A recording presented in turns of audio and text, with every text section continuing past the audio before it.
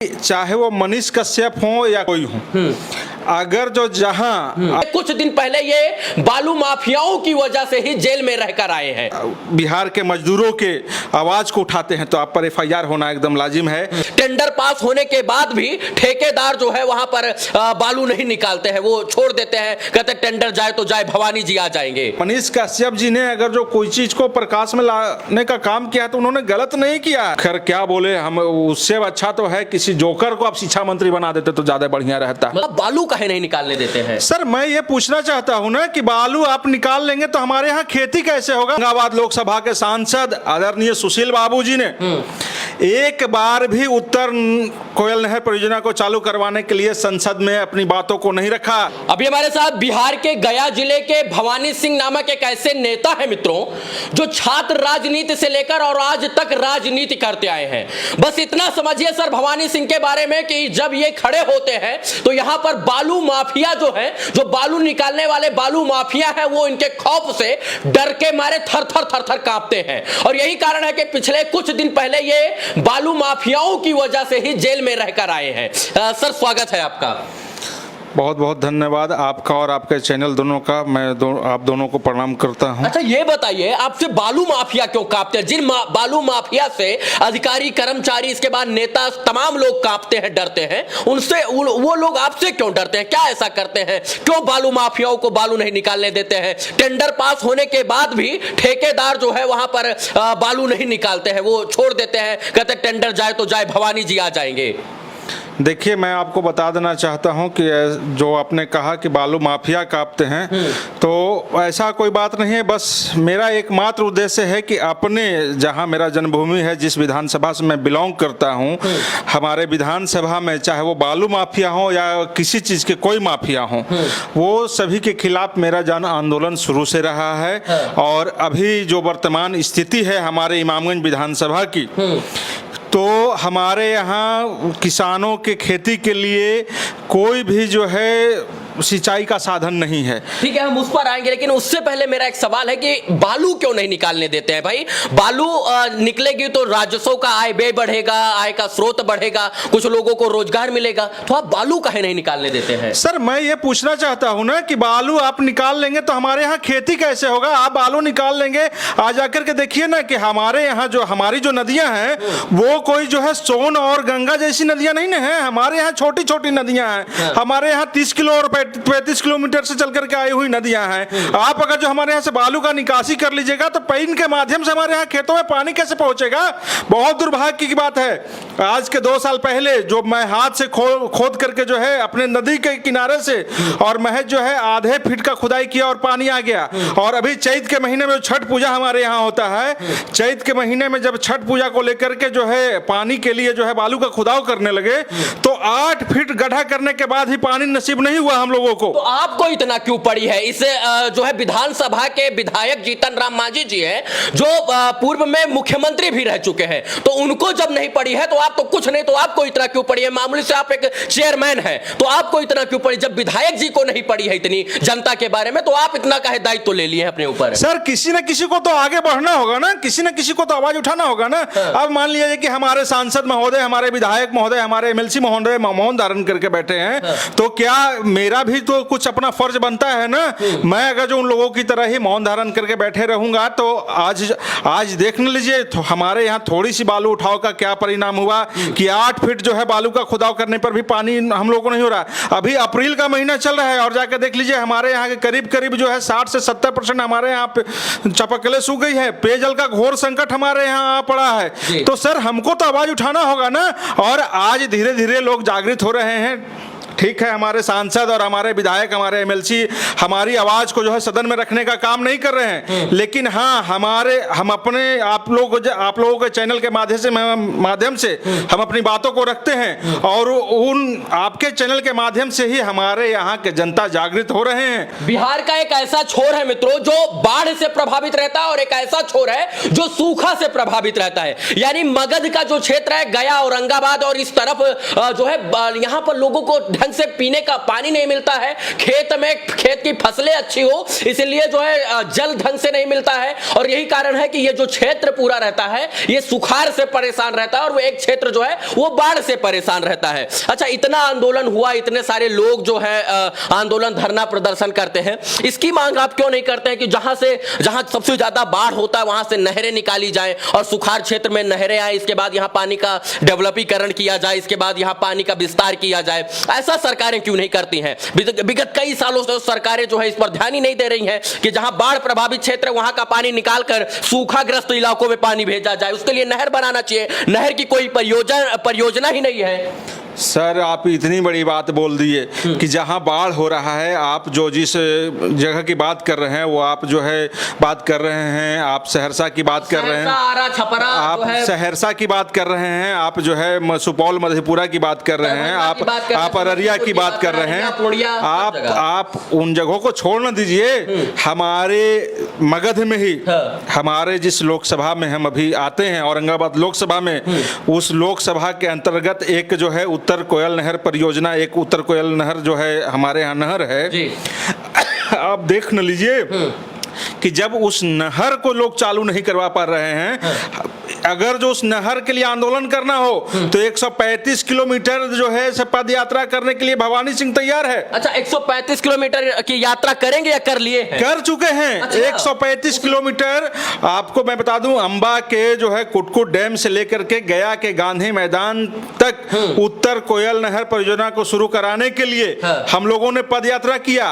हमारे लोकसभा, औरंगाबाद लोकसभा के सांसद आदरणीय सुशील बाबू जी ने एक बार भी उत्तर कोयल नहर परियोजना को चालू करवाने के लिए संसद में अपनी बातों को नहीं रखा। एक बार भी कहीं पर भी धरना देने का काम उन्होंने नहीं किया।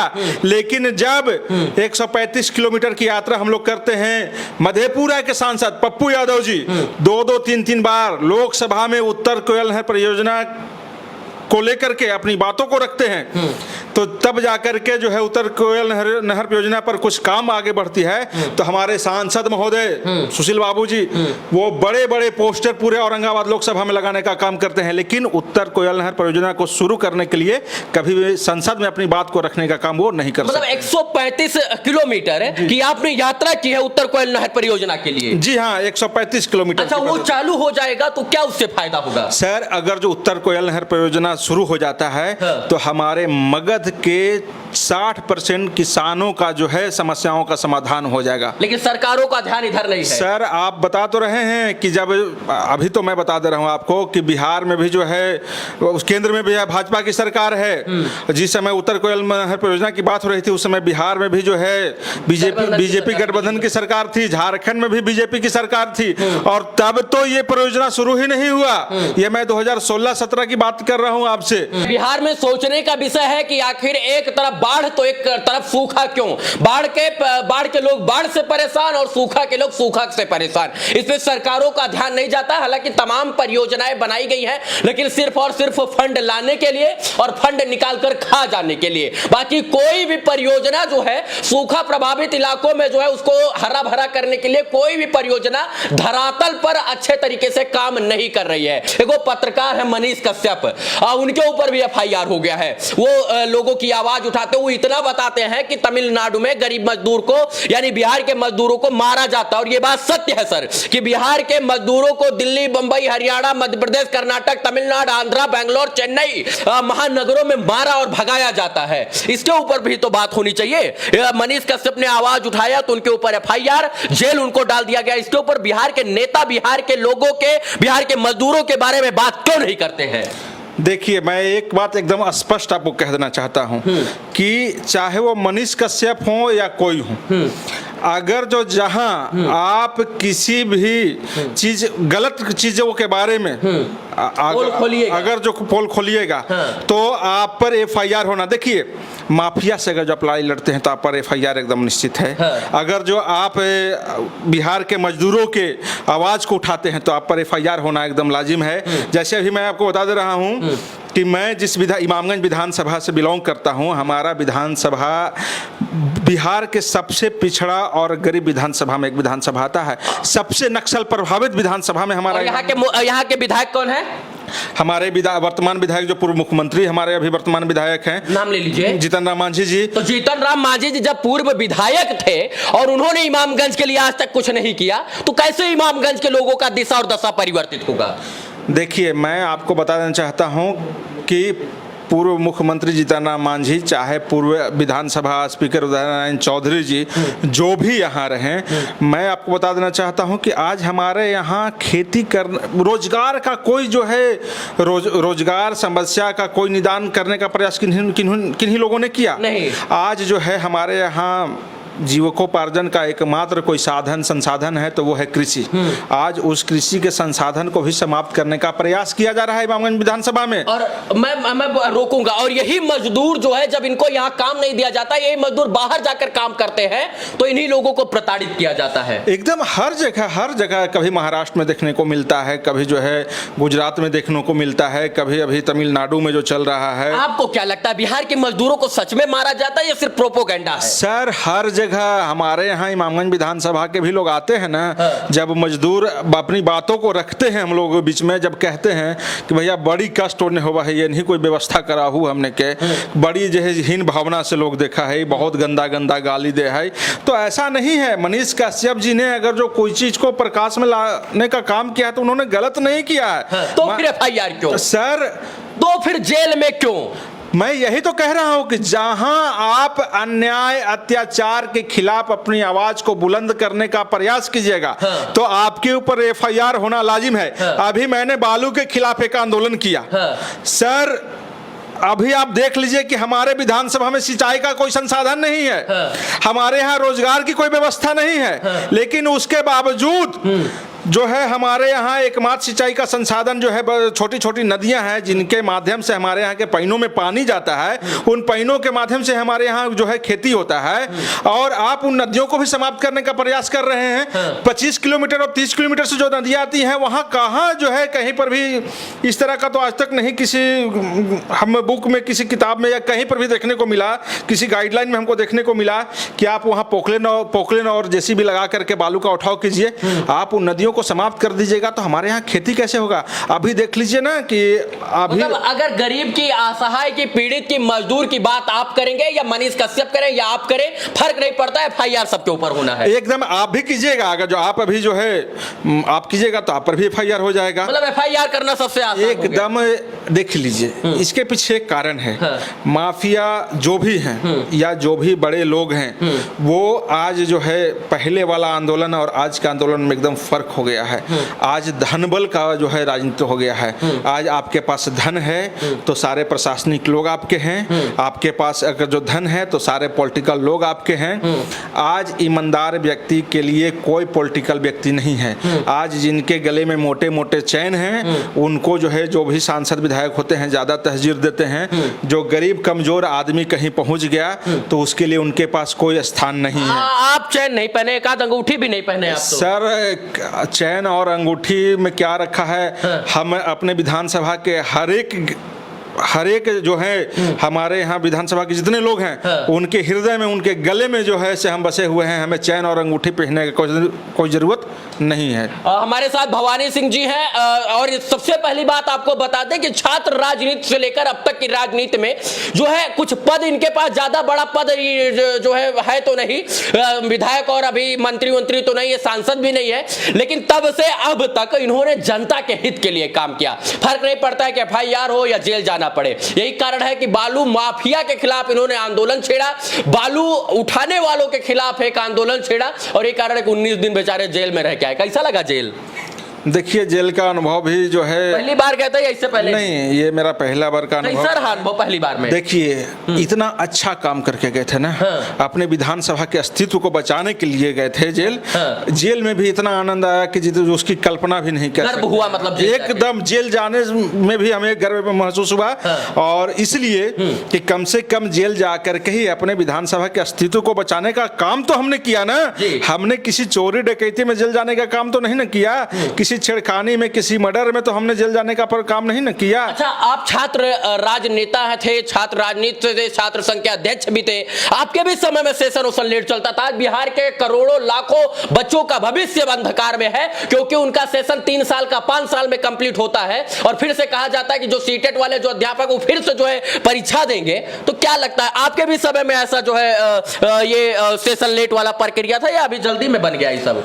देखिए 2008 से लेकर के 2016 तक के मैंने मगध विश्वविद्यालय में छात्र राजनीति किया और आप पता करा सकते हैं कि 2008 से 2016 में मगध विश्वविद्यालय में कभी सेशन लेट हुआ या नहीं। अब तो हो रहा है सर, ये दुर्भाग्य है जी, जो विश्वविद्यालय पूरे हिंदुस्तान का 17वां सबसे बड़ा विश्वविद्यालय के रूप में जाना जाता था, जो विश्वविद्यालय पूरे बिहार का सबसे बड़ा विश्वविद्यालय के रूप में जाना जाता था, आज उस विश्वविद्यालय की स्थिति ऐसी हो गई है कि कोई बच्चे वहाँ सुअर चरता है, सुअर। सर कैंपस में सर मैं बता दे रहा हूं आपको ना कि हमारे यहाँ के बच्चे आज मगध विश्वविद्यालय में अपना दाखिला नहीं करवाना चाहते हैं। बिहार के बच्चे जाते हैं उत्तर प्रदेश, बंगाल, झारखंड और इसके बाद दिल्ली, हरियाणा, पंजाब, चंडीगढ़। सर, सरकार का जो है कभी मंशा स्वास्थ्य और शिक्षा के प्रति कोई जो है ढंग का रहे तब ना। सरकार देखिए, सरकार एक मंशा बना चुकी है। देखिए अभी शिक्षकों के साथ जिस तरह का जो है बर्ताव किया जा रहा है, आप एक बार तो पहले उनको जो है 1500 रुपये में आप बहाल किए, आप जो है 1500 रुपया में किसी तरह से जो आप 1500 रुपया में जिन शिक्षकों को बहाल कर रहे थे, उस समय आपके मन में ये बात नहीं आई थी क्या कि मैं जो बहाल कर रहा हूँ? सरकारों का ये नियम बना लिया, भैया शिक्षा देना ही नहीं, शिक्षा दे देंगे तो हक मांगेगा। सर कुछ नहीं, सरकार बिहार के छात्रों के भविष्य के साथ सिर्फ और सिर्फ खिलवाड़ कर रही है। कभी शिक्षा पर बिहार सरकार का, अभी तो हमारे जो शिक्षा मंत्री हैं, खैर क्या बोले, हम उससे अच्छा तो है किसी जोकर को आप शिक्षा मंत्री बना देते तो ज्यादा बढ़िया रहता। मतलब आपको लगता है कि उससे बढ़िया शिक्षा का सुचारू रूप से मंत्री पद संभाल लेगा कोई जोकर? आपको लगता है? एकदम मैं बता दे रहा हूँ ना, हमारे शिक्षा मंत्री का शिक्षा के प्रति कभी कोई ध्यान रहा ही नहीं। अनाप शनाप बयान देना, जो मन में आया क्या। अरे आप एक शिक्षा मंत्री हैं, एजुकेशन मिनिस्टर का स्टेटमेंट का कोई महत्व होना चाहिए। आपका जो मन में आता है, जब जो मन में आता है मुंह में बोल देते हैं, ये शोभनीय नहीं है। आप रामचरितमानस के ऊपर चर्चा करेंगे, लेकिन बिहार में यूनिवर्सिटियों में सेशन लेट चल रहा है सर, उसके ऊपर चर्चा नहीं करेंगे। यही बिहार का दुर्भाग्य है। बिहार को पहले जातिवाद में बांटा गया, फिर धर्मवाद में, अब रामचरितमानस, गीता, भागवत और पुराण में बांटा जा रहा है। जरा सोचिए बिहार को आप लोग किस गर्त में ले जाने का प्रयास कर रहे हैं। बिहार की जनता ने आपको दायित्व दिया है, चुनाव रूपी जो है वोट रूपी आशीर्वाद दिया है कि आप लोग अच्छा करेंगे, लेकिन आप लोग बिहार को खोखला कर रहे हैं। एक समय में बिहार सबसे समृद्ध राज्य कहा जाने वाला बिहार आज जो है बदहाली पर, बिहार की भुखमरी पर, बिहार की मजदूरी पर, बिहार के गरीबी पर लोग जो है कहीं ना कहीं उपहास का शिकार हो जाते हैं। और बिहार में इन सब तमाम चीजों की चर्चा नहीं होती है, बल्कि जातीय जनगणना की बात होगी। कौन जो है सबसे बढ़िया रामचरितमानस में शूद्र कौन अच्छा कहलेगा तो वैश्य कौन अच्छा बनेगा, ठाकुर कौन बढ़िया बनेगा तो भूमिहार कौन बनेगा, पंडित जी कौन अच्छा बनेगा तो जो है यादव जी कौन अच्छा बनेगा, इसके ऊपर चर्चा होती है। और यही कारण है कि बिहार के लोग भी बिहार में इसके जिम्मेदार हैं, क्योंकि हम जाति पात में बटकर लोगों को वोट दे देते हैं। क्या सर? देखिए बिहार की अगर जो बात करें तो बिहार में अभी भी जातीय भावना इतना प्रगाढ़ बढ़ा हुआ है, जहां देखिए तहां। चुनाव लड़िएगा आप? अभी तो मैं कुछ नहीं कह सकता हूं कि मैं चुनाव लड़ूंगा या नहीं लड़ूंगा। हो सकता है कि मैं चुनाव लड़ूं भी। मतलब लड़िएगा? हो सकता है, मतलब कंफर्म समझा जाए? नहीं, इसको कंफर्म अभी नहीं समझा जाए। अच्छा, लेकिन अभी तक कहीं नहीं लड़ी चुनाव? नहीं, मैंने एक चुनाव लड़ा, मैं एमएलसी स्नातक एमएलसी का। मैं विधायक और विधानसभा और लोकसभा की बात करूं, विधानसभा लोकसभा की। विधानसभा हमारे यहाँ रिजर्व कोटे में है और लोकसभा क्षेत्र जो है, तो मैं 2016 तक तो छात्र राजनीति में रहा। 17 में मैं एमएलसी का चुनाव ही लड़ गया, स्नातक का। उसके बाद जो है हमारे यहाँ कोविड आ गया, कोविड के बाद जो है, और उसके बाद जो है नगर, हमारे यहाँ इमामगंज क्षेत्र हमारा जो है नगर पंचायत बना, तो इसमें जो है हम अपनी भूमिका निभाने लगे। और उसके बाद जो है 2024 में फिर लोकसभा चुनाव आ रहा है। पहले जो है हम हर जगह जाकर के लोगों से मंतव्य, देखिए मेरा एक ही सोच है, मतलब 2024 में लोकसभा चुनाव आ रहा है तो हो सकता है सुशील जी के खिलाफ ताल ठोक दें आप। देख लीजिए, मैं आपको बता देना चाहता हूं कि मेरा एक ही सोच है कि हमारे क्षेत्र में सांसद कोई बने, विधायक कोई बने, लेकिन वो बने जो हमारे क्षेत्र के हित की बात करते हो। ऐसे व्यक्ति हमारे वो बने तो आप क्यों ना बने? ऐसे व्यक्ति हमारे क्षेत्र के सांसद नहीं बन जाए कि वो सिर्फ और सिर्फ इंतजार में रहे कि किस विधानसभा में मरने वालों की संख्या 25 से 30 हो गई है तो मैं जाकर के उनके परिजनों से मिल लूं। वो व्यक्ति ना बने कि जिनके मन में कभी ये आए ही नहीं कि भाई जिस जो विधानसभा हमको 30,000 और 40,000 से चुनाव जिताता है, उस विधानसभा में जो है किसानों के हित के लिए, छात्रों के हित के लिए, आप सर सोच न लीजिए, हमारे सांसद जो है हमारे यहाँ छात्रों के भविष्य के साथ खिलवाड़ हो रहा था। 5 साल सेशन लेट चल रहा था, लेकिन लोकसभा में एक बार भी हमारे सांसद महोदय ने छात्रों के भविष्य की बातों को नहीं रखा।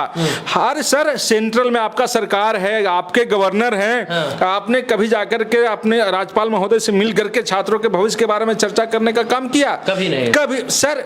मतलब बिहार में बिहार के नेताओं को बिहार के बच्चों के भविष्य के बारे में हमारे सांसद महोदय पूर्ण रूपेणा जो है एक बिजनेसमैन है।